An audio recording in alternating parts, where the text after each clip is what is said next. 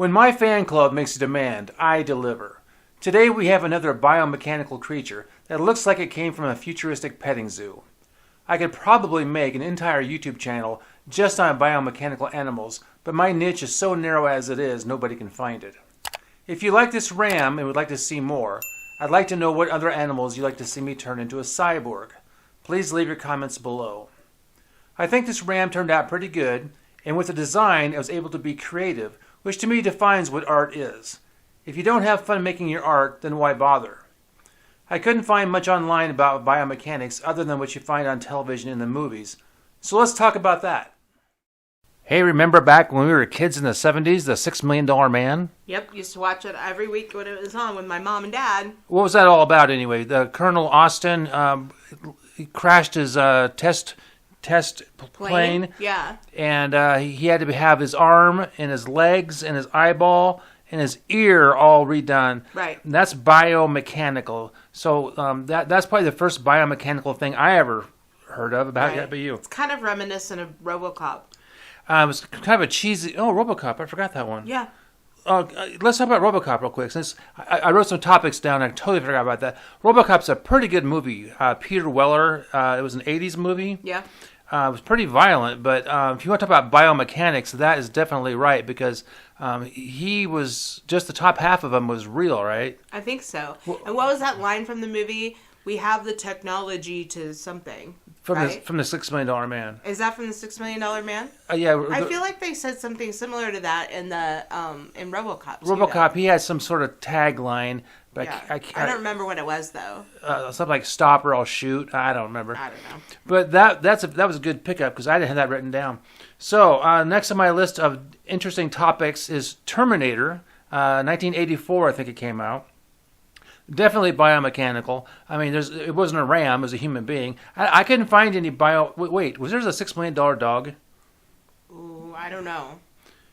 I don't think there. What was the $6 Million Man's female counterpart called? The $6 Million Woman. No, Bionic Woman. The Bionic Woman. But she wasn't a dog either. No, no kidding. But my painting is of an animal. I know. I don't know that there has been any biomechanic movies or shows with animals. It's probably 50 of them. I just can't think of them.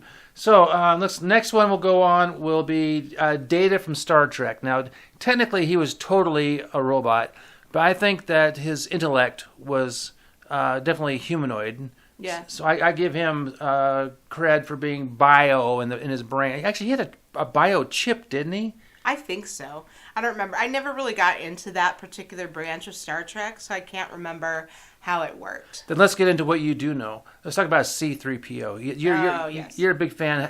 How do you think he fits into the biomechanics? His intellect, for sure. Well, yeah, yes, because he's programmed with, 8,000 languages. And bocce. And they went to the trouble to make him look humanoid, right? Right. I mean, they could have made him look like a toaster if they wanted to, right? Well, there was plenty of robots in that movie that looked like trash cans and toasters and whatnot. So I definitely give C3PO the biomechanical, and R2D2 to a certain extent too. Because he had a personality as well. His beeps and whistles were very bio. And they talked to each other like they were people, like they were a fighting old couple or something. Yes, right? like the Odd Couple. What's that line he says? Something about a glob of grease or something at the beginning of the movie. I can't remember. I should have wrote it down. So the last couple I have here is Bishop and Ash from Alien. They were definitely robots, I guess. Yeah. And they looked like people. And I particularly liked the first movie with Bishop. I thought that was very well done. I thought Ash was in the first movie. Wait, is that right? Yeah.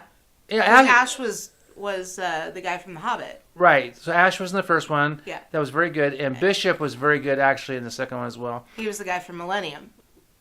Yeah, he was. I can't remember his name. He was also in... Erickson. His last name is Erickson. Leaf? No, that would be the Viking, Leif Erikson.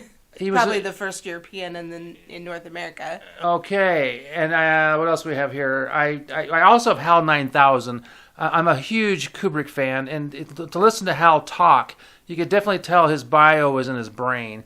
he wasn't moving things around, except for when he locked the door on those guys and made them stay out and force their way back in again. But so HAL 9000. So I have $6 Million Man, Terminator, Alien. The Alien and Alien, I mean, Giger, his whole thing was biomechanical. That was his whole art style. Yeah. So the Alien was biomechanical. Actually, I think he's the one who started the whole genre. And I'm a huge Alien fan. And if you all the tubes and just the whole look of that is very biomechanical. Right. So I encourage everybody to go through my artwork because I do a lot of Alien stuff, a lot of it. Now, one thing I'm surprised that you didn't put on this list because we have data from Star Trek, but what about the Nomad and the M5 from the original series? Oh, you mean Star Trek? Yeah. Oh, well, yeah. Isn't that what I said? I was daydreaming.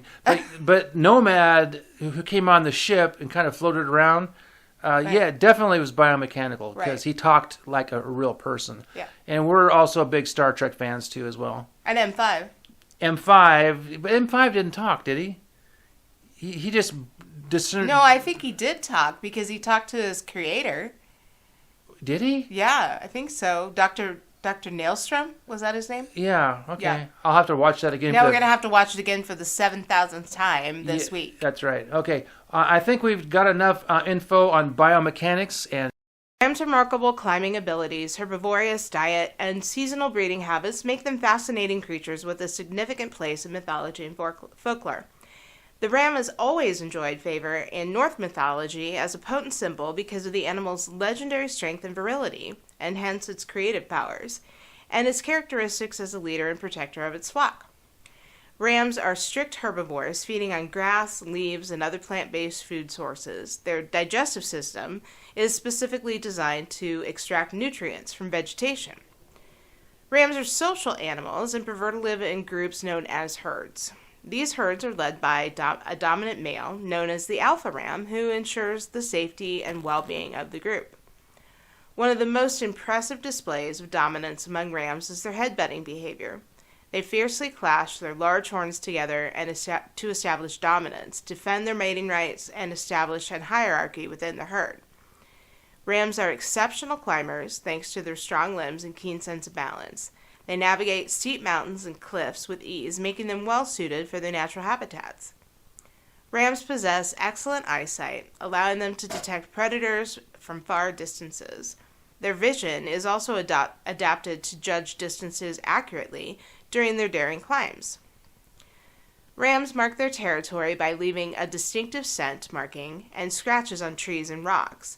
This behavior helps them establish their dominance and signal boundaries to other rams.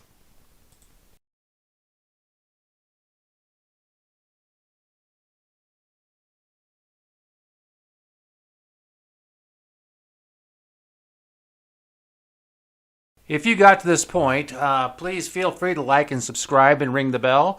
I do want to know what other animals you think I should be doing, so please put in the comments, because I'm always looking for some cool ideas. I didn't really think a ram would turn out this well. I'm actually kind of surprised. I also did an eagle. You can go back and find that one. So this is my second one. I did a lot of aliens, the xenomorphs. If you consider that biomechanical, I did about 3 of those back in the day. They're all still on this page. You just need to go back and look for them. So, talking about the painting, here I am finishing up with my highlights. I did my 8B pencil, I did my washes, I did my watercolors, and I did this really, really fun tattoo type design on the horns.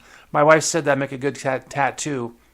I don't know if it make a good tattoo. It's decorative, that's for sure. Tattoos are decorative. I'm putting a lot of white and some light burnt umber highlights on there. The more interesting it looks and adds to the texture to it all. So, like I said before, like and subscribe and give me some comments and let me know what you think of this. I want my YouTube channel to blow up and become a YouTuber. I will sell this painting to you for $1 million. That's my going rate. I have PayPal. My wife has the Venmo. Here I'm putting on some more background. I wanted the background to match more with the ram, so I felt I needed to darken it down just a touch. And then I think I ended up putting some blue in it to kind of match the eyes a little bit, so I didn't waste all that wonderful blue paint. So, biomechanics, biomechanical animals. That was my theme for today.